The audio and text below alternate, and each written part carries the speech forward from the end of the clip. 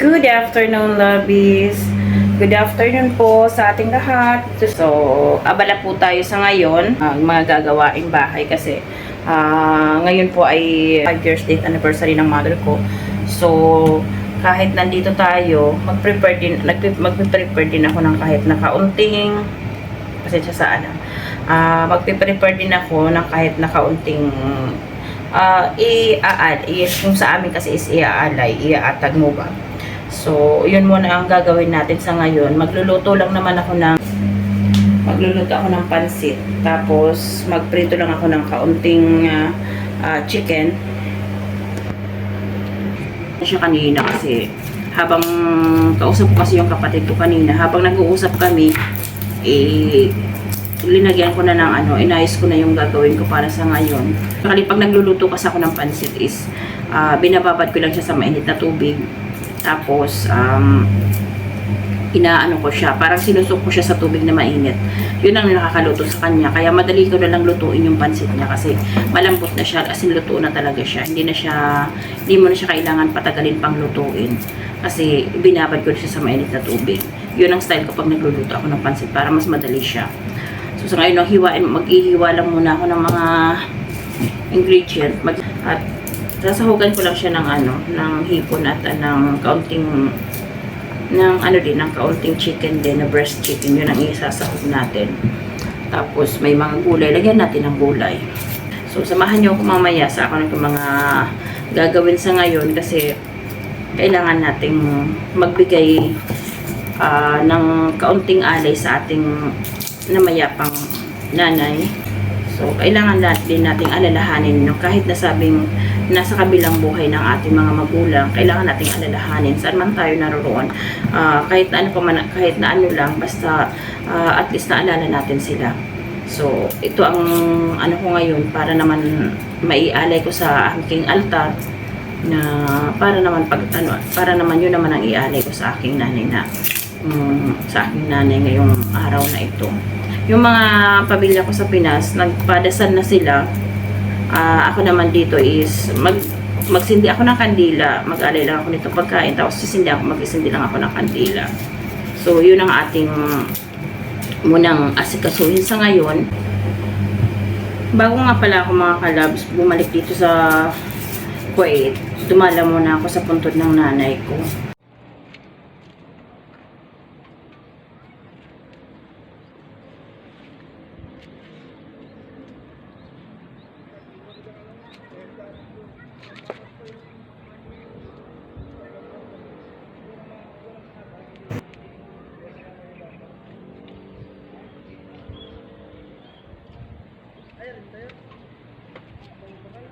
Kasi alam kong hindi na ako makakapunta doon na naman ng matagal. So, bago ako pumunta dito, bago ako bumalik dito, tunala ko muna siya sa sementeryo para naman hindi naman magtampo kasi ang tagal-tagal ko siyang hindi nadalaw.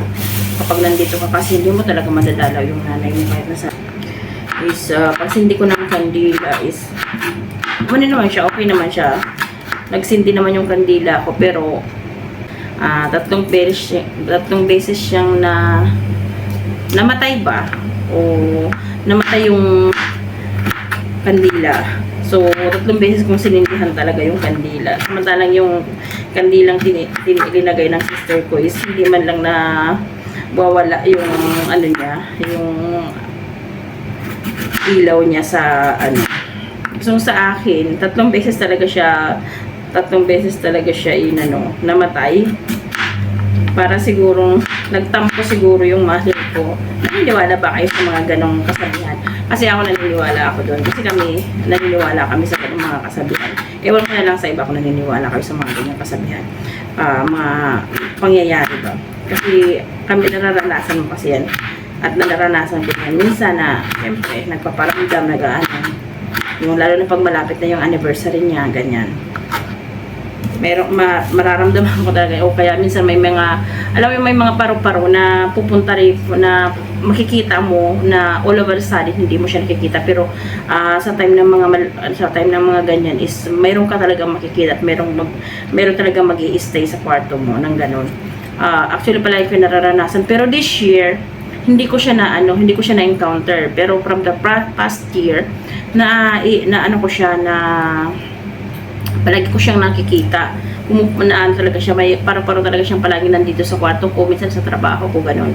So, ngayong taon, siguro kasi nadalaw ko siya, o hindi na rin siguro siya ano sa akin, kasi syempre nadalaw ko na rin naman siya. So, sabi ko, salamat naman sa Panginoon, kahit paano nakapunta ako sa kanya. Kahit na nagtampo na siguro yun sa akin, pero at least nadalaw ko pa rin siya. Kaya sa ngayon, death anniversary niya, at tawag dito, kailangan din natin siyang bigyan ng halaga sa araw na to. Kaya magluto-luto tayo ng kahit na kaunti at ialay natin sa ating altar, para naman matuwa naman yung nanay natin na naalala natin sila. So for now, yun na muna, at samahan nyo na lang mamaya kasi ayusin ko, anuin ko muna to, tapusin ko muna itong ginagawa ko, tapos balikan ko kayo maya-maya. Mga kalabs, wala na naman tayong kasama sa bahay. Lahat na naman sila pumasok na sa trabaho. So, tayo na naman lang naiwan dito sa bahay. Kaya sabi ko nga sa inyo, dito, kahit na magkakasama kami, hindi kami nagkikita-kita kasi pagising ko, wala na sila. Pagdating naman nila, wala ako. So, ako lang kadalasang nahuhuli ditong pumasok. Kaya mag-isa na naman lang tayo dito sa bahay. Mamaya, iiwan ko lang yung pagkain sa labas. Tapos, alam na nila yan. Kapag ang pagkain sa labas is para yan sa kanila. Kaya kukuha na lang yan sila sa pagkain sa labas. Sasabihan ko rin lang naman yan sila na may pagkain sa labas, kumuha na lang kayo, ganun. Kasi sometimes hindi nila, pag di ka nagsabi, kasi syempre nahihiya din siguro. Kapag hindi ka nagsabi na may pagkain dyan, kuha na lang kayo, hindi rin yan sila kukuha palagi. So kagabi, namalingki ako kasi nga dahil nga dun sa gagawin natin sa ngayon, magluluto tayo para sa ating mother na death anniversary na ngayon. At ito pa nga, di ko pa nga natatapos lahat yung mga aking mga binamalingki. Ayan, di ko pa natatanggal dito sa aking plastic. Hindi pa siya natatanggal sa plastic. So, mamaya ko na siya aayusin. Tapusin ko muna yung aking gagawin. Tapos saka ko yan siya aayusin. At ito, nakabili rin ako ng ganito. Ginagamit ko to dito sa Pasig. Pag nagluluto kami, kailangan mayroon ako nito para pang pabango dito sa loob ng bahay. Diyan sa sala, kailangan dinalagyan namin yan ganun para hindi para ang amoy, hindi siya nag-i-stay sa bahay. As in talagang nawawala siya kaagad ang amoy niya. Tapos hindi mangangamoy talaga yung bahay mo ng sobra na pagpasok mo ng pinto ang galing sa labas, maaamoy mo na talaga yung mga mabahong amoy. Pero dito kasi talaga hindi. Kasi mini-maintain talaga namin yung talaga dito na wag magkaroon ng amoy dito sa loob ng bahay. So, yun lang. Tapusin muna natin ang ating trabaho. Start na tayo magluto kasi hapon na. So, kailangan na natin mag-start ng ating pagluluto para matapos na to.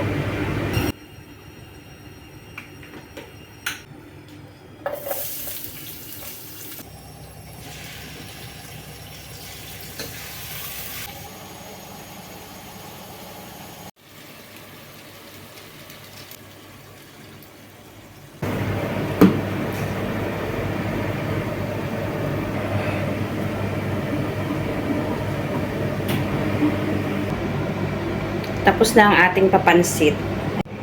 So yun mga kalabs, gawa tayo ng sapin-sapin sa ngayon. Itong ginagamit kong pang sapin-sapin. Ito ay glutinous rice. Made in Thailand. Made in Thailand itong glutinous rice na ito ginagamit ko. Ito yung lagi kong ginagamit ito pag gagawa ko ng sapin-sapin. Ayan loves. Nahalo ko na yung mga glutinous rice niya, tapos yung asukal niya, tapos nilagyan ko na rin siya ng coconut milk. Ngayon nilagyan ko na lang siya nitong condensed milk. 2 can of condensed milk ang linagay ko po dito kasi 10 cups ng glutinous rice ang linagay ko, and then 6 cups of coconut milk plus yung 2 cups of sugar. Yun ang ginagay ko dito sa lahat. So, yun ang ingredient niya.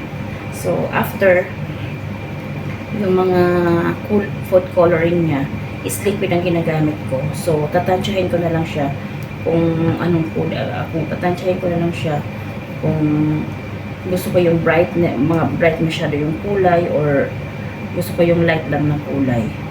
At depende rin sa akin kung anong kulay yung lalagay ko. Pero ang gusto kong lagay ngayon is purple and green. Meron ko sa akin yan ang available kong kulay dyan sa ngayon. May pink din ata ako. So, lalagyan ko din siya. So, ayan na. Halo-halo lang natin hanggang sa matunaw lahat at magsama-sama yung ating mga ano na yan. Para yung hindi siya magbuo-buo. So, para yung lasa niya is isa talaga. Kailangan mahalo mo siya ng maayos talaga. Yeah. Ayan mga kalabs, yung tatlong kulay na ginawa ko. May green, may purple, tapos may pink. Ngayon, naglagay na ako ng mga molder sa loob ng ating paggagawaan. Ano bang tawag dito? Basta yun na yun. Basta isang layer lang lahat ang gagawin ko. Hindi na ako magdo-double layer para hindi na siya masyadong matagal na gawin.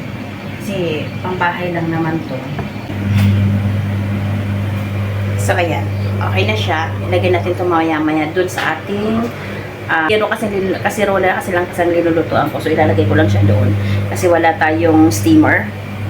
Wala tayong lagayan ng steamer na malaki. Kaya maliit-liit lang. Ito yung sa rice cooker lang ang ginamit ko.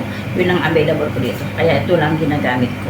So, ilagay natin ito mamaya doon. Pero may nakasalang na ako doon. Maya-maya ako kunin ko na. Hindi ko na napakita sa inyo kanina. May naisalang na ako. Ito na yung susunod ko.